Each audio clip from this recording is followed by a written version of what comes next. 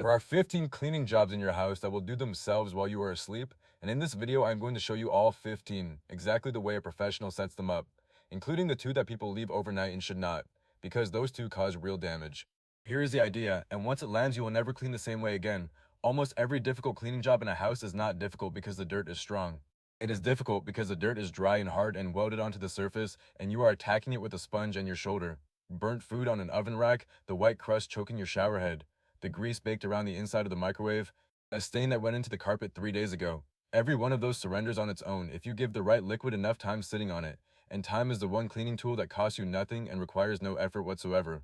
So instead of scrubbing for 20 minutes on a Saturday, you spend 90 seconds setting something up before bed, you go to sleep, and in the morning the job is done or very nearly done. This is not a trick and it is not a shortcut. It is simply how the trade works. In hotel housekeeping, we called it soaking, and there was a rack of things soaking at all times, because the alternative was paying somebody by the hour to stand there scrubbing what a bucket of hot water would have released for free by morning.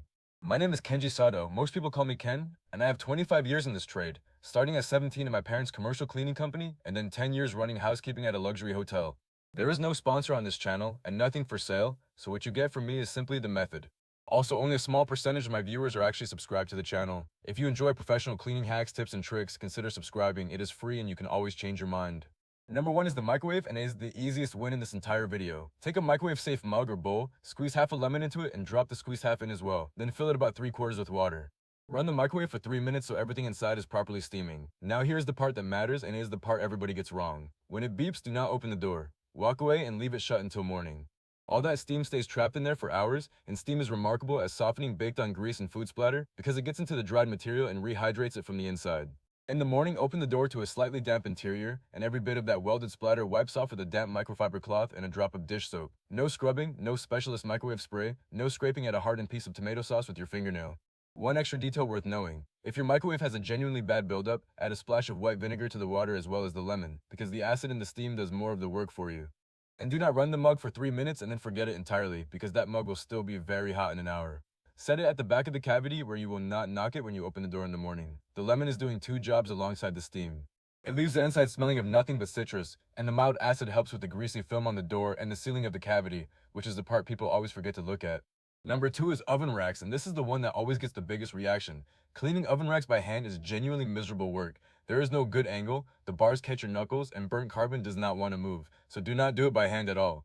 Line your bathtub or a large basin with an old towel first, which stops the metal from scratching the tub, then fill it with the hottest water your tap gives you. Drop in 3 dishwasher detergent pods and swirl until they dissolve properly, and they do need genuinely hot water to dissolve.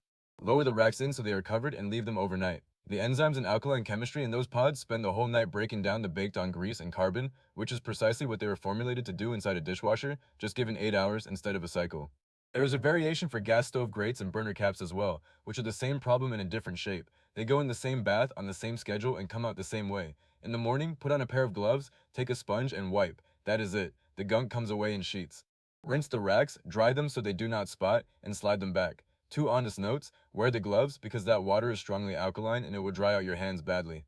And do not do this in a fancy stone or enameled tub without the towel down and a check afterwards, because heavy racks and hot chemistry are not what a nice tub was built for. Number 3 is any pot or pan with burnt food fused to the bottom, and you should never again attack one of those with a scouring pad. Put an inch or two of water in the pan, add 2 or 3 tablespoons of baking soda, and bring it to a simmer on the stove for a few minutes. Then take it off the heat and leave it on the counter overnight. That simmer sends the alkaline solution underneath the edge of the burnt layer, and the hours afterwards let it work its way completely under and break the bond with the metal. By morning, the black crust lifts with a wooden spoon or a plastic scraper in large pieces, rather than coming off in flakes over half an hour of scrubbing. The same overnight soak works on a slow cooker insert, a casserole dish, and a roasting pan. One caution: do not do this in an aluminum pan, because prolonged contact with a strong alkaline solution will discolor and dull aluminum. Stainless steel, enamel, and glass are all fine. And if the pan is a non-stick one, skip the baking soda entirely and use hot water with a squirt of dish soap left overnight instead, because abrasive powders and non-stick coatings are a bad marriage, and the coating always loses. Number 4 is baking sheets and oven trays, the ones that have gone brown and sticky all over and no longer come clean no matter what you do. That brown layer is polymerized oil, which is cooking oil that has been heated so many times it has turned into something closer to a varnish, and dish soap simply cannot touch it. Make a paste of baking soda with a little hydrogen peroxide or water, spread it thickly across the whole surface, and leave it overnight. In the morning, scrub with the rough side of a sponge and the brown lifts away in patches. It may take 2 rounds on a tray that has been building that layer for 5 years, and I would rather tell you that than have you think you did it wrong. The tray will not look like the day you bought it, but it will look better than it has in a decade. And the honest prevention, which nobody enjoys hearing, is a sheet of parchment or foil on the tray from now on, because that brown layer only forms where hot oil meets bare metal over and over again. Number 5 is your shower head, and this is my favorite overnight job in the house because of the sheer amount of money it saves. If your shower sprays in 3 directions and the pressure has been dropping for a year, you almost certainly do not need a new shower head and your water pressure is almost certainly fine. What you have is lime scale, which is mineral from your water left behind as stone inside the little nozzles, narrowing every opening. Take a plastic sandwich bag, fill it about half with plain white vinegar, ease it up over the shower head so every nozzle is under the surface, and fix it in place with a rubber band around the shower arm. Leave it overnight, acid dissolves stone. In the morning, pull the bag off, run the shower hot for a minute to flush the loosened mineral out, rub any rubber nozzles with your thumb and stand back and look at a shower head spraying the way it did the day it was installed. That is $1 of vinegar instead of an $80 replacement or a $150 plumber call-out. One honest limit. If your shower head has a decorative plated finish, brushed nickel, oil-rubbed bronze, anything expensive looking, do not leave it soaking all night because long acid contact can dull those platings. Give those an hour and check. Ordinary chrome and plastic heads, which is what the great majority of people actually have, are not bothered by an overnight soak at all, and I ran a building with hundreds of them for 10 years without ever replacing one for performance. Number 6 is everything else in your house made of the same stone. Your kitchen faucet has a small screen on the tip called an aerator, and when the kitchen stream starts spraying crooked, that is the identical problem. Most unscrew by hand, counterclockwise, and you drop the whole tip into a cup of vinegar overnight. For the white crust around the base of a faucet or on the taps, soak a paper towel in vinegar, wrap it around the crusty area so it stays in contact, and leave it there while you sleep. In the morning, it wipes away with a cloth, and the scale that resisted every scrubbing attempt you ever made is simply gone, because you finally use chemistry instead of force. Your kettle is the same story if it has got slow and loud, half vinegar and half water, boiled once and left overnight, then rinsed thoroughly a few times in the morning. Number 7 is the toilet, and it takes 10 seconds of work before bed. Pour half a cup to a cup of hydrogen peroxide, or your toilet cleaner if you prefer, into the bowl, aiming under the rim so it runs down the sides, and go to sleep. Overnight, it breaks down the staining and destroys what is living in the water. In the morning, take the brush and scrub properly, and by properly I mean up underneath the rim where the water outlets are, because that is where the grime nobody ever sees actually lives, and it is the difference between a toilet that looks clean and one that is clean. Then flush. Compare that to standing there scrubbing a hard water ring for 10 minutes, which is what most people do, and which does not work anyway because scrubbing does not dissolve mineral. If the ring is genuinely old and thick, a pumice stone made for toilets will take it off after the overnight soak has softened it, and used wet on porcelain it does not scratch, though I would keep it well away from any other surface in the house. Number 8 is your kitchen drain, and this is the single most common source of a smell people cannot find. Food residue builds a film inside that pipe a few inches below your spotless sink, and it sits there breathing at you. Pour half a cup of baking soda straight down the drain before bed, dry, no water, and leave it overnight to absorb and deodorize. In the morning, boil up some white vinegar and pour that down after it. Let it foam for a few minutes, then run the hot tap for 3 or 4 minutes to flush everything through. This is maintenance, not plumbing repair, and I will be plain with you about the difference. If your sink is genuinely blocked and water is standing in it, this will not fix that, and that is a job for a plunger, a drain snake, or a plumber. But run this once a month and you will not get the smell in the first place. The same treatment works on a bathroom sink and a shower drain, where the film is soap and hair rather than food, but the routine is identical and so is the result. Number 9 is your mattress, and I want you to sit with a number for a moment. The average adult gives off somewhere in the region of 1 to 2 cups of sweat every single night. Now multiply that by a year and think about what is underneath you. That is why we use sheets and mattress protectors, but even so, the mattress itself deserves a refresh a couple of times a year. Strip it completely, sprinkle 1 to 2 cups of baking soda across the whole surface, and leave it. Since you are not going to be sleeping on it, this is a job for the morning before you go away for a weekend, or a day when you can do it early and vacuum it at night. Baking soda absorbs odors and moisture, and hours of contact is what makes the difference. Then vacuum it up thoroughly with a clean vacuum attachment and go over it 2 or 3 times, because baking soda is a fine powder and it works its way down into the fibers. Your bed will feel noticeably fresher, and it costs about $1. 2 additions if you want to go further. Vacuum the mattress first, before the baking soda goes down, because dry before wet applies to powder too, and you want the surface dust gone. And once a year, turn or rotate the mattress at the same time, which costs you nothing and evens out the wear so the thing lasts years longer. Number 10 is pet accidents, and this is where overnight is not optional, it is required. If your animal has had an accident on a carpet, a rug, or a couch, blot up as much moisture as you physically can first, pressing down with a thick towel rather than rubbing. Then treat the area with a proper enzyme cleaner, and it must be an enzyme cleaner specifically, not a general purpose spray. Enzymes are biological. They work by breaking down the proteins that cause both the stain and the smell, and they need 2 things. Time, at least 8 hours, and moisture, because enzymes cannot work at all on a dry surface. So here is the professional step almost nobody knows. After you apply it, cover the wet area with plastic wrap and tape the edges down. That keeps the area damp all night so the enzymes keep working instead of stopping the moment the surface dries. In the morning, uncover it, clean the area as usual, and let it dry. The difference between doing this and spraying and walking away is not small. It is the difference between the smell being gone and the smell coming back every humid day for the next 2 years. One thing to avoid entirely here. Do not use an ammonia-based cleaner on a pet accident because ammonia is a component of urine, and to an animal that surface now smells like the correct place to go, which means you have taught your pet to come back to exactly that spot.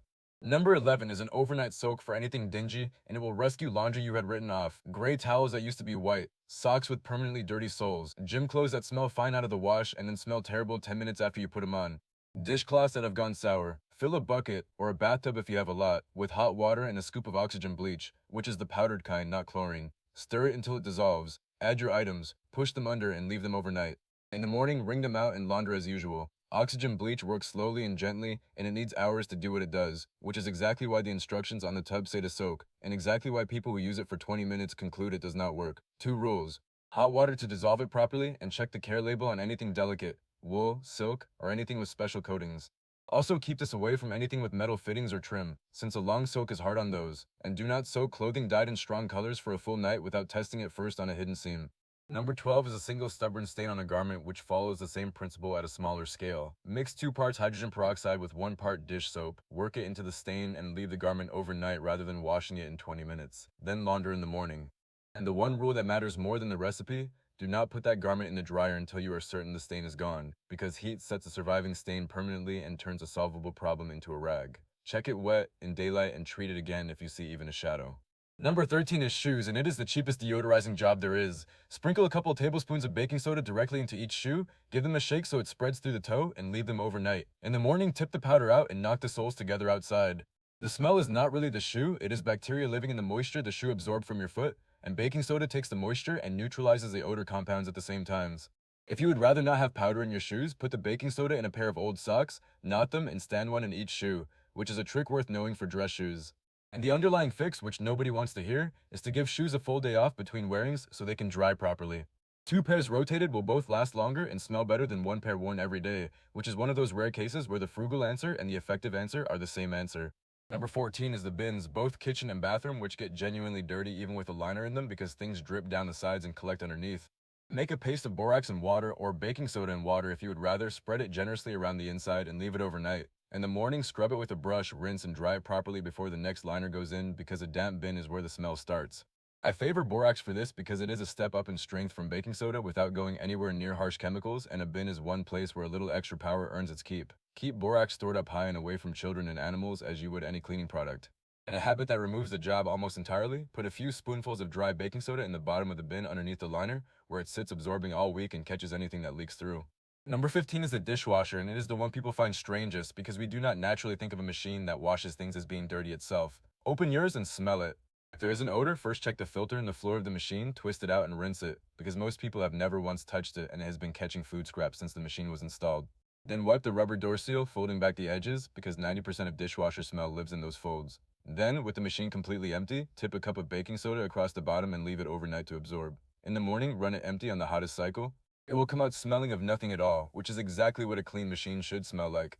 Your washing machine wants the same treatment on the same schedule, and it has a filter too, usually behind a small panel at the bottom front, which is where the sour smell in a front loader almost always lives. Put a towel and a shallow tray down before you open it, because trapped water comes out with whatever else has been sitting in there. And one free habit to keep it that way: leave the door slightly ajar between loads so air can circulate and the inside dries instead of sitting damp. Now the honest part, because I told you at the start that there are things people leave overnight that they absolutely should not, and this matters more than any single tip above. First, never leave a strong acid or a strong alkaline product sitting on a delicate surface all night. That means no vinegar, no lemon, and no acidic cleaner left sitting on natural stone like marble, travertine, or unsealed limestone, because acid etches those surfaces permanently and there is no undoing it. It also means no long acid soaks on plated and decorative metal finishes. And it means not leaving a harsh degreaser sitting overnight on wood or a painted finish, because given hours it will soften and lift the finish itself. The rule of thumb I use is simple: overnight is for gentle chemistry on hard, durable materials, and it is never a way to make a harsh product do more. Second, never combine products in an overnight soak. Never bleach with anything except plain water, not with vinegar, not with ammonia, not with another cleaner, because those combinations create genuinely dangerous fumes. And do not store hydrogen peroxide and vinegar mixed together in a bottle either. If you want two chemistries on one surface, use one. Rinse it, then use the other. Careful is part of the craft. Third, a practical one. Do not leave a bathtub full of hot water and detergent overnight if you have small children or animals in the house who can reach the bathroom, and shut the door if there is any doubt.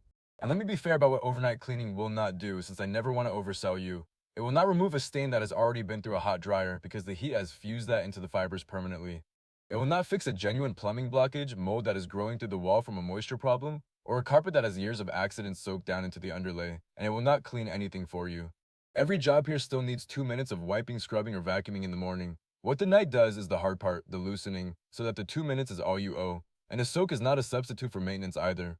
An overnight bag of vinegar rescues a shower head that has been neglected for 2 years, but doing it for 2 hours every couple of months means you never need the rescue in the first place, and that is the version I would rather you ended up with.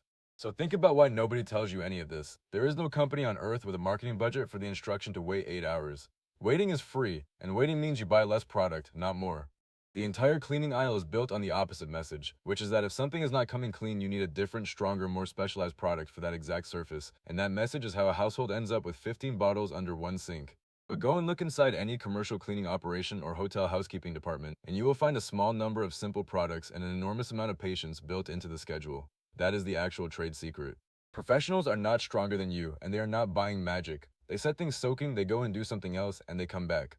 And there is a second reason nobody mentions it, which is that soaking makes for terrible television. Nobody can film a satisfying before and after of a bucket sitting in a bathtub for 8 hours. The scrubbing is what looks impressive on camera, which is precisely why the scrubbing is what you were taught. Think about how many cleaning advertisements you have watched in your life where somebody sprays a surface and wipes it in the very same motion, and the grime disappears. A single image, repeated for decades, taught an entire country that a product either works instantly or does not work at all, and it is the reason people give up on perfectly good products 4 minutes too early. So here's what I want you to do, and I want it small. Pick one job tonight, only one, before you brush your teeth. If your shower sprays sideways, do the bag of vinegar, because that one will genuinely surprise you in the morning. If your microwave is the problem, do the lemon and water. If your oven racks have been bothering you for a year, run the bathtub. 90 seconds of setup, then go to bed. And once you have seen it work once, you will start thinking this way about everything, which is the real point of this video. My grandmother, who taught me long before any hotel did, never scrubbed anything hard in her life that I can remember. She simply put things in to soak the night before, every time, without discussing it, because she had worked out a long time ago that patience does the work of muscle. Do it once. Do it properly. Then it stays done. Now tell me in the comments, because I read every single one. Which of these 15 are you setting up tonight, and come back tomorrow and tell me what you found, because the shower head results people report are consistently more dramatic than they expect. And if your mother or your grandmother had an overnight trick I have not covered here, an old soak or a paste that sat while everyone slept, write it down, because the household knowledge you all share in these comments is half the reason I keep making these videos. Next time, I am taking on the $2 box that sits at the back of nearly every kitchen cupboard in the country, baking soda, and I am going to give you 17 jobs it does properly, along with the one enormously popular baking soda combination that half the internet swears by and that actually cancels itself out into salt water, which I suspect a lot of you have been using for years. Subscribe so that one finds you. I am Ken Sato. Do it once, do it properly. Then it stays done. I will see you in the next one.